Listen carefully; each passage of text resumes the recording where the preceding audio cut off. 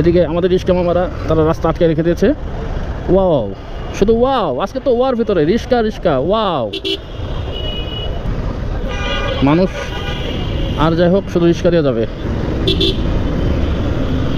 Wow, ও বাবা wrong side দিয়ে রিস্কা মামারা ওয়াও, সব কিছুর জন্য ওয়াও। সংখ্য রিস্কা, আপনার ভ্যান গাড়ি।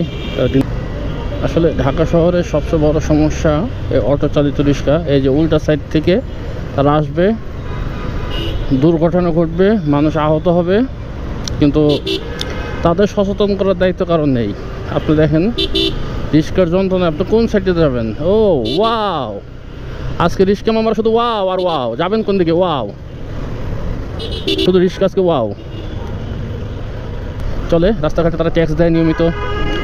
ওয়াও, এই যে রিস্কা ওয়াও, আজকে ওয়াওর ভিতর আছে রিস্কা মামাদের নিয়ে ওয়াও।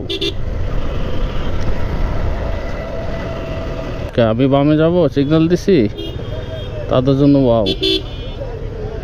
এই যে দেখেন মানে রিস্কার যন্ত্রণা কী পরিমাণ, রিস্কা মানে অটো রিস্কা এরা মানে এমনভাবে আসবে। এই যে দেখেন রাস্তার ভিতর দিয়ে অটো রিস্কাগুলো এমনভাবে যায়। মেন ভাই যেহেতু তো চলতেই হয়, এখন এদেরকে যদি বন্ধ করে দেন তাহলে এদের পেটে লাথি মারা। কিন্তু এরা যেভাবে রাস্তা চলাচল করে এদেরকে তো আপনার কন্ট্রোল করা দরকার। এই দেখেন রিস্কার যে অবস্থা, ওদের জন্য চলে শান্তি আছে?